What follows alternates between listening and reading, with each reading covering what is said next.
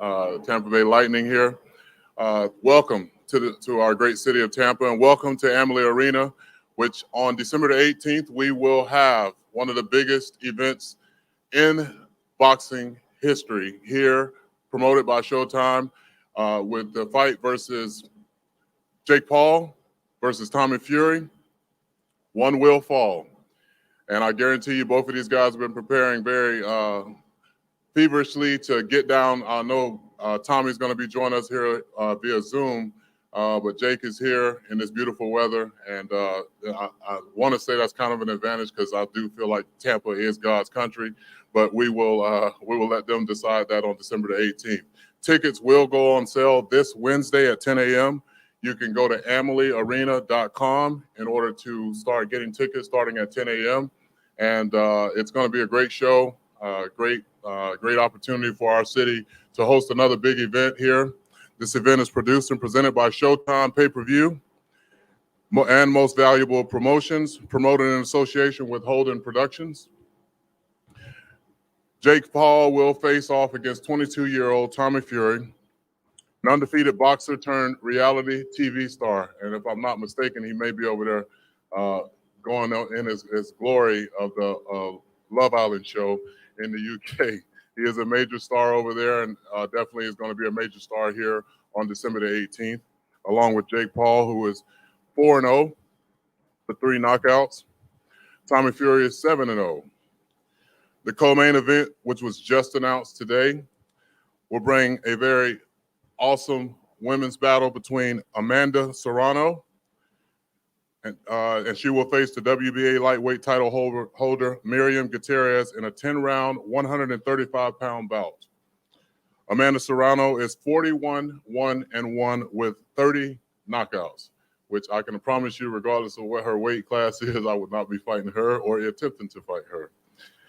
She's a unified featherweight world champion, holds the world record for the most boxing world titles won by a female in different weight classes, at a total of 7.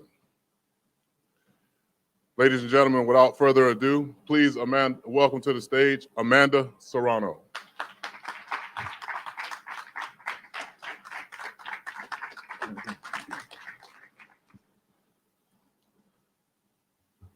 Nice jersey. Oh, thank you. I mean, I want a jersey with my name on the back. I live here and I ain't got that. So obviously you've gotten here where no other woman has ever done, titles in 7 different divisions.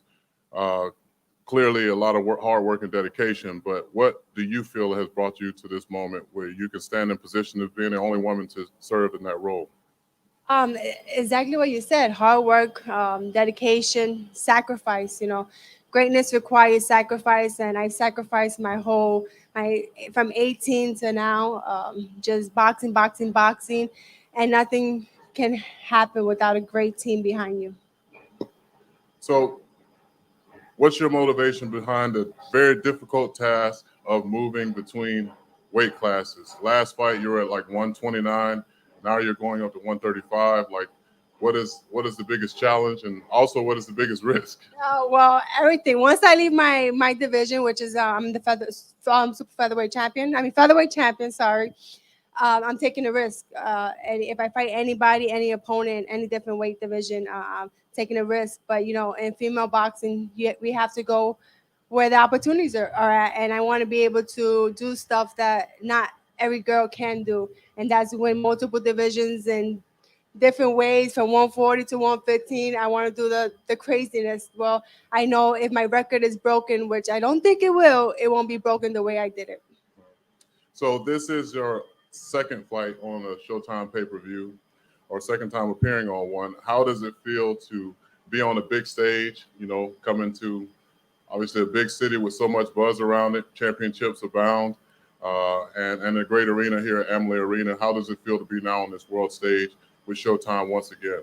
It feels awesome. Why not fight in the city of champions, Tampa? We have the Lightning Bolts. We have the Buccaneers. So I'm super, super honored to be here to fight in Tampa. I just have to live up to the city's name, City of Champions, and that's what I'm going to do.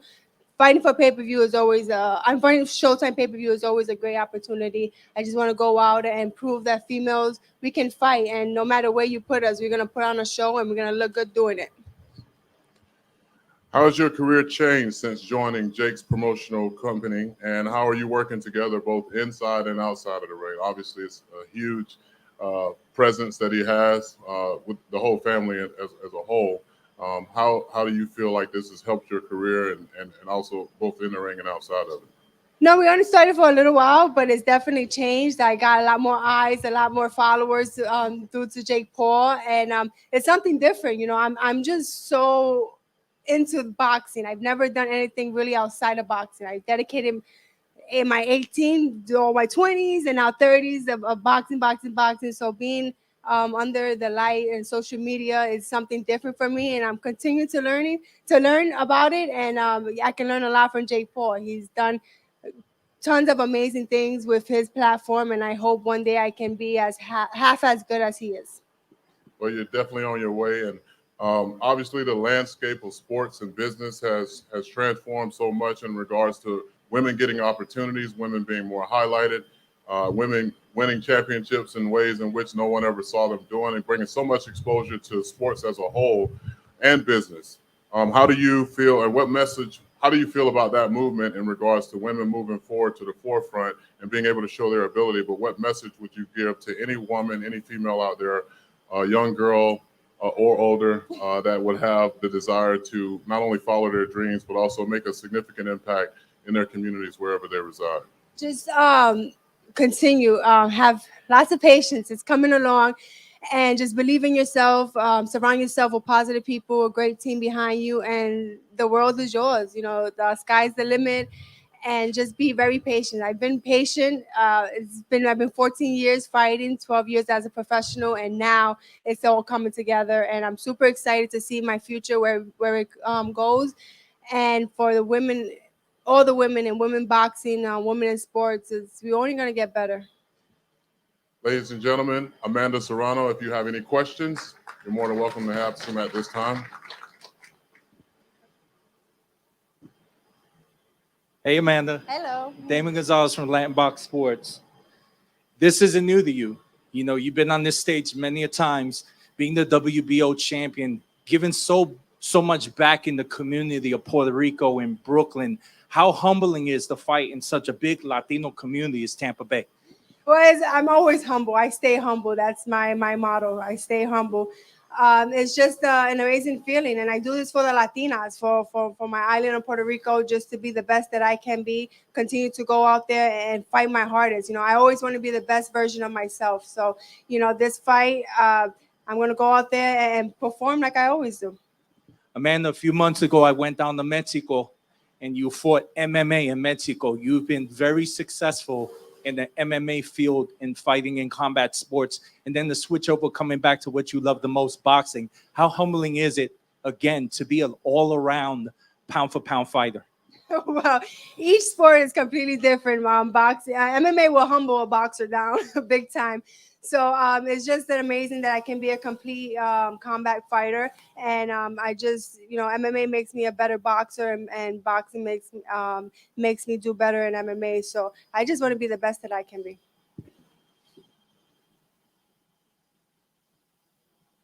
Any more questions for Amanda?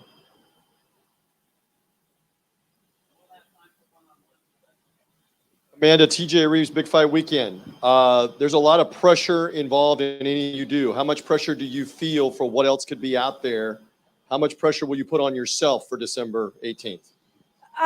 Well, pressure busts pipes. So I mean, I'm under the best when I'm under pressure, and I just go out there and perform. Like I said, I want to be the best version of myself. I go out there and I push myself to the limits where I thought that I could never be pushed. And I'm just gonna go out there and just be me.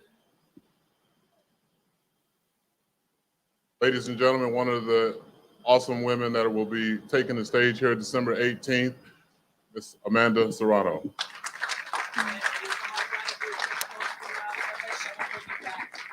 Second for photos with the whole group. Thank you.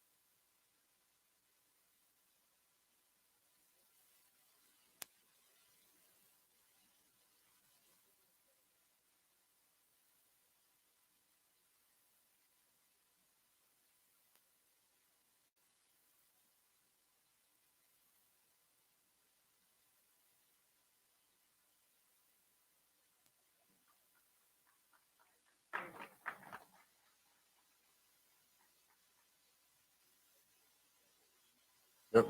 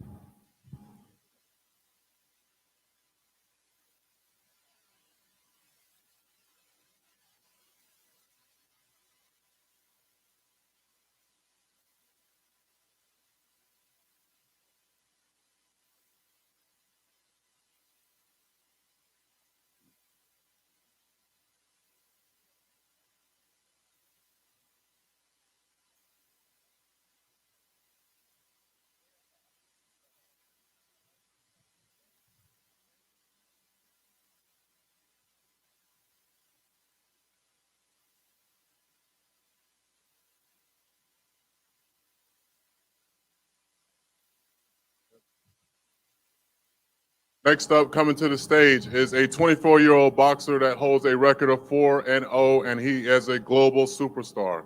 He is also the founder of Boxing Bullies, and he's accompanied here by his team, his boxing coach, BJ Flores, also here in attendance.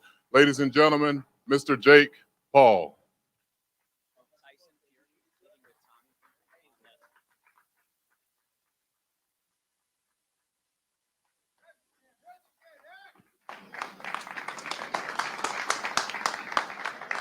Let's go. Let's go. Also getting ready to join us as well, live via Zoom. He's a 22-year-old pro boxer with a record of 7-0. He is a UK reality TV star. Ladies and gentlemen, please welcome via Zoom, Mr. Tommy Fury.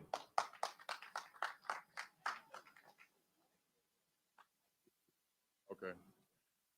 And I might need to add that I'm sorry. And I do need to add the WBCC champion, world champion, Tyson Fury is also with him.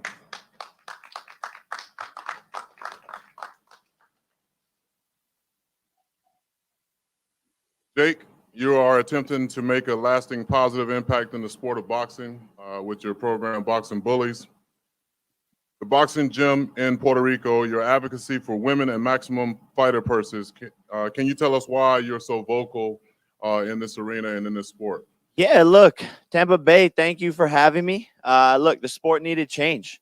I came in and I saw how things were being ran, and it's not okay. You know, fighters need more pay. Women's boxing needs to be put on more of a pedestal, and I want to be able to give back. I've always given back since I was a kid, and that's why I dreamed of having a foundation as a young kid. And at 24 years old, I started Boxing Bullies with the mission of spreading awareness about stopping bullying. And if you are bullying, maybe turn to boxing and find a different path to give yourself confidence instead of tearing other kids down. Well, obviously, you've been no stranger in the YouTube world and along with your brother, doing promotions, cross promotions all across the board. Obviously, me being in WWE, you guys have had a taste of that world as well. You bring a whole different brand of fans when you come into the world of boxing. And how do you feel that crossover has helped you in this career and building your following and helping the sport? And what do you want them to take from it? Look, I mean, at the end of the day, you know, this is a show business. There's the show and then there's the business. So I've mastered putting on a show. That's what I did my whole entire life, and I'm bringing that into the sport of boxing because there needs to be a little bit of spunk, and we're in a new digital age where content is king, and that's just what I happen to be good at. So I'm bringing content into boxing. I think every boxer should have YouTube channels, TikToks, be tweeting all the time, and making the fights more exciting for their opponents. If you're a boxer in today's day and age, you can't just be good in the gym. You got to be good all the way around, and I hope to be able to be the leading example of that. Well, you're definitely well on your way. You've had a couple of months to reflect on your last fight with Tyson Woodley. What are your takeaways from that fight, and what did you learn about yourself as a fighter along the way? Tyson Woodley is a punk. That's mainly what I learned. But look, it was my first real test that I passed. A 5-time UFC champion who, dominated the UFC with his big overhand right. And he hit me with a shot in the 4th round that was nothing. I ate it very easily and kept on moving, found a way to win, and passed my first test in my 4th professional fight. No one from Muhammad Ali to Mike Tyson to Floyd Mayweather was testing themselves as much as I was in my 4th fight. So I learned a lot about myself, what I'm capable of, and, performing under pressure. And I look forward to bringing that experience into this next fight with this guy, wherever he is. I don't know where he's at, but I'm going to smoke him. Well, you talked about increasing your test each fight, and obviously you gradually increased the level of opposition, but you're taking a high risk and fighting a promising young fighter in Tommy very early in your development. Why Tommy Fury, and why is now the right time to fight him? With every fight, I'm the people's champ. So with every fight, I'm giving the people what they want. And what they wanted was fight a real boxer, fight a real boxer. That's what everyone kept on saying. Oh, yeah, you beat a 5-time UFC champion in your 4th fight, but fight a real boxer. So here is a young kid, same age, same height, same weight, same reach, with a better record than me, who has been boxing his whole entire life, whose brother is the heavyweight champion of the world. He has a legendary name. He has the following. He has the star power. It's the perfect fight. And he's a real boxer. So when I knock out Tommy Fury on December 18th, right here at the Amalie Arena, people will have nothing left to say. All the media, all the people out there who have doubted me and constantly had things to say about me years ago. Oh, Jake Paul is bad for boxing. Jake Paul is bad for boxing. I'm going to shut you all the fuck up. And you will put respect on my name after I beat this kid. Fight a real boxer, no fucking problem. Well, obviously you have been preparing to fight a pro boxer at this junction. Last time you were fighting an MMA fighter. What do you think the biggest challenges and the differences are between fighting a person in MMA as well as, or from the MMA, versus a person that actually, as you said, is a very young and up and coming undefeated boxer? I mean, look, the way I see it is fighting Tyron Woodley is, he's an unorthodox fighter. It's 2 different styles. MMA guys come in with different types of striking. So when I'm fighting a boxer, it's going to be more of a chess match, more strategic, and we're going to be thinking a lot more in there versus the MMA guys just come out throwing overhand rights like you saw. So, we're switching things up in camp. We have a game plan, sticking to it. But I see a guy who is green. He doesn't have head movement. He can't fight going backwards. He's stiff. He's rigid. He has fast hands. He has good combinations. But we're taking all of that away, and there's not going to be anything left for him to do. This kid's chin hasn't been tested. He's only been put in with opponents that were meant to lose. I've never done that. All my fights were stepping into the unknown. For him, this is the first fight where the opponent isn't just put in there to lose. And so on the biggest stage possible, in front of millions of people, this young man will crack. He's not battle tested like me. He hasn't lived the life that I have. He hasn't gone through the shit that I've gone through. He's had a silver spoon in his mouth his whole entire life. He's doing this because his brother does it, because his dad told him to do it. This isn't something that he wants to do. If it were up to him, he would be an Abercrombie and Fitch model. So when you see the fight start, you're going to see this kid break down, and he's going to get hit with his first real punch, and he's going to say, damn, why the fuck did I do this? I could have just been a model.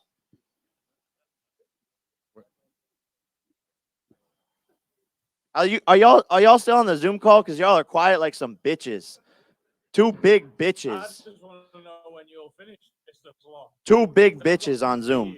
December 18th, and you're going to get sparkled, mate. You fought a 40-year-old guy in your last fight. He hit with 1 proper punch and he fell through the ropes. And listen, mate, you can't put in the clause about not knocking me out. Because when I come for you, I'm knocking you spark out. You fought tired UFC people, a basketball player, and that's it.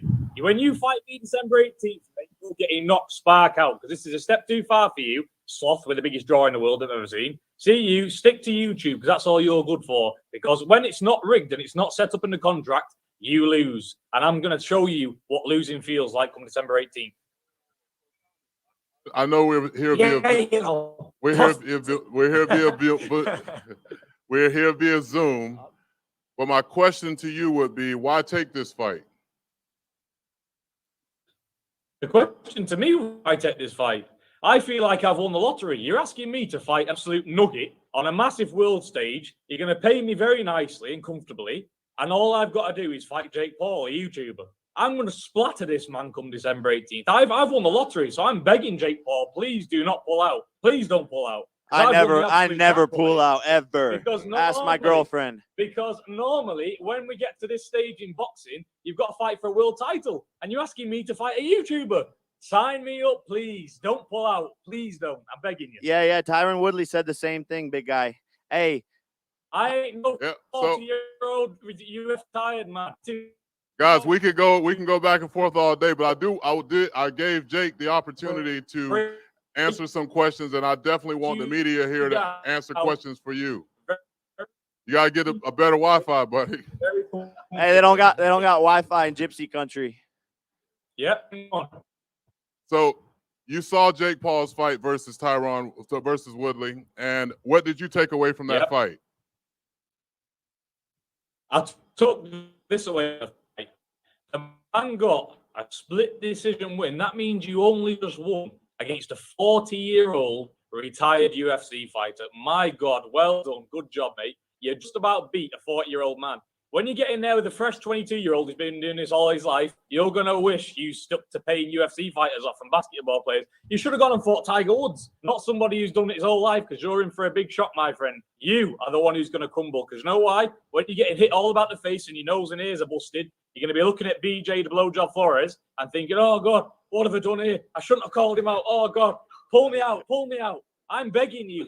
Please don't retire on the stool. Come out and fight like a man, because you're getting knocked spark out. I wish it was tomorrow. I'd lay you out right now. So you're a pro boxer turned a reality star influencer. Jake Paul is conversely a self-proclaimed YouTuber turned pro boxer. Been very dominant in the sport up to this point, undefeated. You've been very dominant in the sport, undefeated. Can I finish? Can I finish? Oh, wow. Sorry. Can I finish? They got beef now. What you're saying, brother, is not right. Very dominant in the sport of boxing. He's fought two UFC. Who have you fought? Your opponents have a combined record of 12 and 250. Your opponents have a combined record of 12 and 250. They've all been put in there to lose. So, boxing, my friend. So you couldn't do shit to my sparring partner. You couldn't do shit to my sparring partner. You said you were knocking him spark out too. Don't touch me, sir. Tommy. You pussy.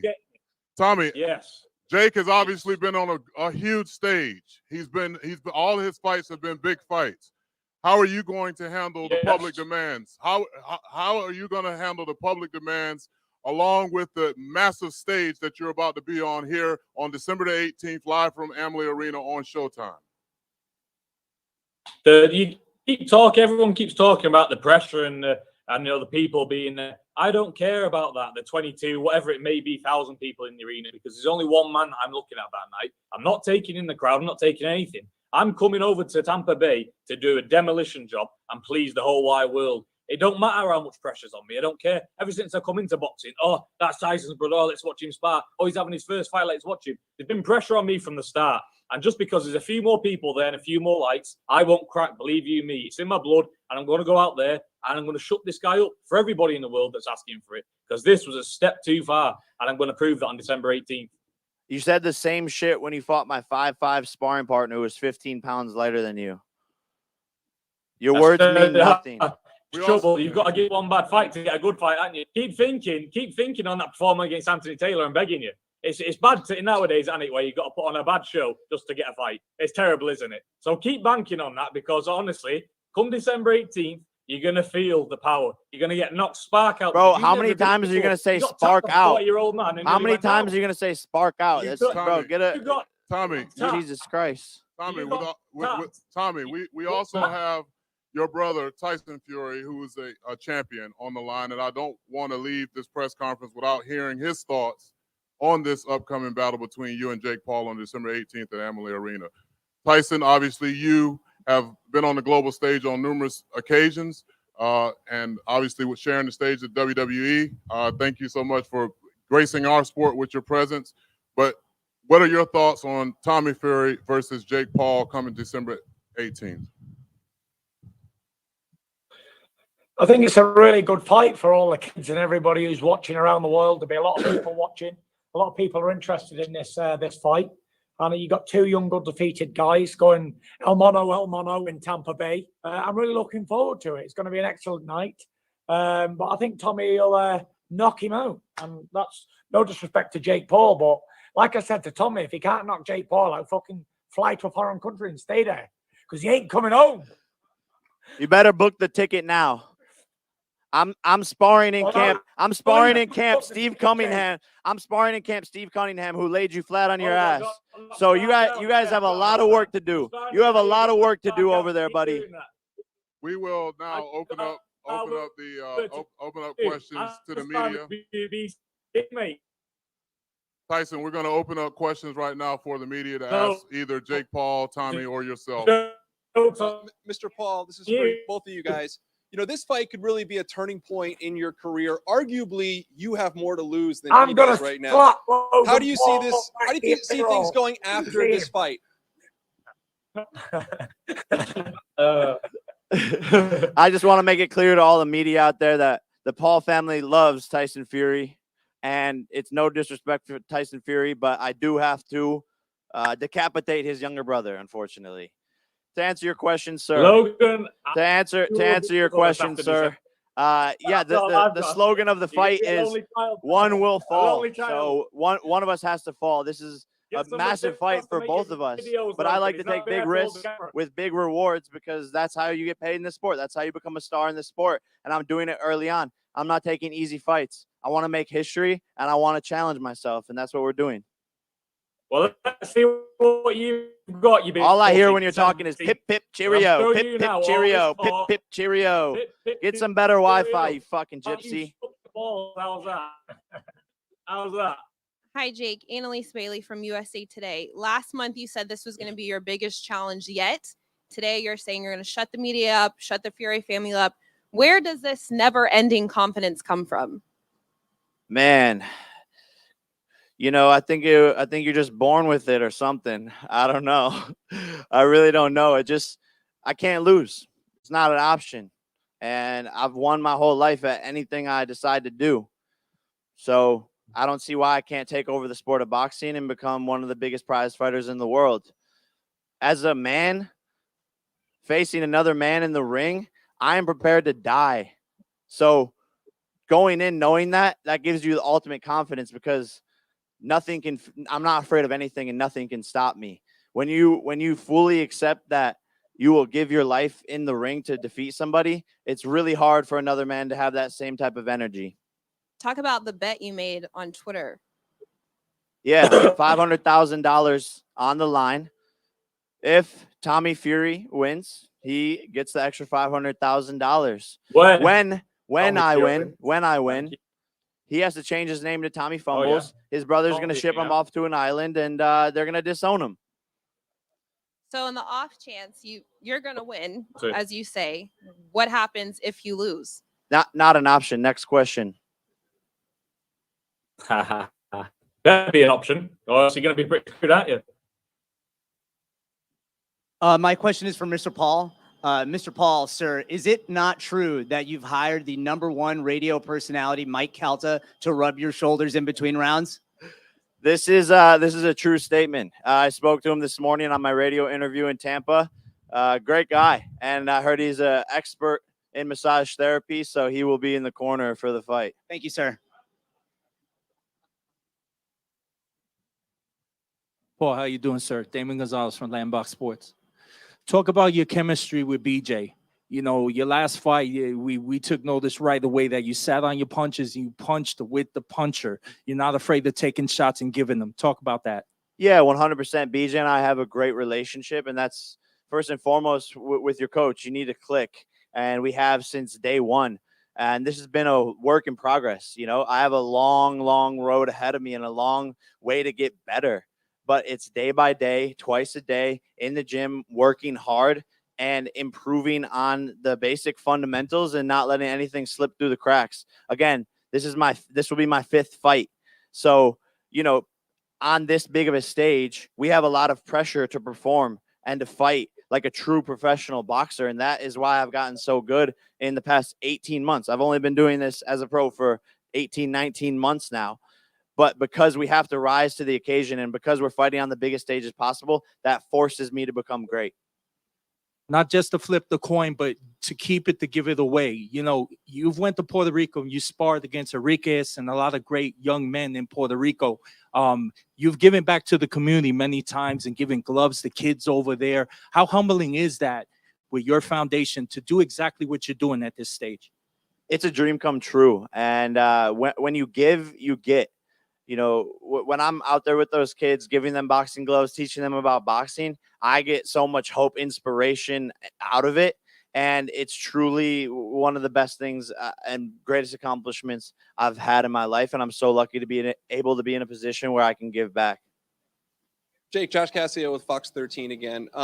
You could have fought anywhere in the world. Can you talk about how you guys chose Tampa for this fight? I mean, baby, Florida is one of the greatest states in the world. Shout out to Governor DeSantis, baby. I mean, it's beautiful. Look at the weather. Look at the view. And home of the Buccaneers, home of the Lightning. You know, when we first were talking with the Amalie Arena, they were super generous, super kind. They wanted us to come here. They got me my own 69 number jersey. I mean, I don't see there's any better place to do the fight other than Tampa, Florida. Go Bucks. And real quick, have you thought about the next fight? Who is on the list after Tommy Fury? Just about everyone. And their mother. You know, everyone wants to fight Jake Paul. They all want a payday. They all want to get on the Zoom calls and be like, I'm going to do what the world wants. I'm going to knock out that bloody blonde head kid and you get him out of there. Everyone wants to fight me. So really whoever I want. And this is just the start of a burgeoning career. I'm on fire, baby.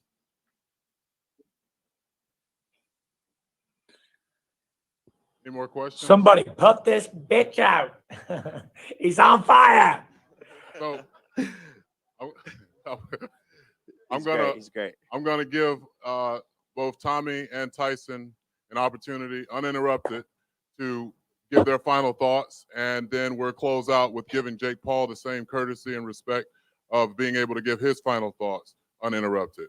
Tommy, Tyson, your final thoughts for this fight happening right here, December 18th, live in Tampa on Showtime at Amalie Arena. Go. My final thoughts on this fight is, you know, Jake Paul is only in this for a bit of money, and that's it. When he clocks how hard this game really is, he's going to find out why the hell did he choose this path to go down. Let me tell you that for a fact, because I've been in this job my whole entire life. I've been smashed to bits in the gym by big heavyweights. I know what it's like to be it. This man hasn't been cracked. He's a newborner to this game. And when he gets smashed and he sees all lights, he's going to think, oh, what's gone wrong? I'll tell you now, everybody's just having Jake Paul in this argument because he's got 20 million followers. He's this big global superstar. Strip him down to nothing. And what is he? He's another bum who I'm going to annihilate. I'm going to knock out and advance on my career. Because I'm looking way past this idiot. He's not even coming into my thoughts. I'm interested in being a world champion, like I've said, since I turned pro. December 18th, I take this fight for a commercial reason because it does nothing for my boxing reputation, absolutely nothing. In fact, it even makes me go backwards. So I'm just going to do what everybody wants me to do and knock this fool out. And December 18th, mark my words, Jake Paul will lose his first fight and he will never, ever box again. Mark my words. Ladies and gentlemen, that was Tommy Fury. Now, with the final mic drop moment, first off, I want to say thank you for being here, actually in person, as well as all the stuff that you do. Me being a person that loves giving back, coming from humble beginnings, what you're doing with your platform is amazing. Now, your final thoughts about this fight on December 18th at Amalie Arena versus Tommy Fury. Tommy's girlfriend's a catfish. There you have it. Final words from Jake Paul, ladies and gentlemen. Thank you all for coming out. December 18th, Amalie Arena, live right here. Jake Paul versus Tommy Fury. Be here live on Showtime.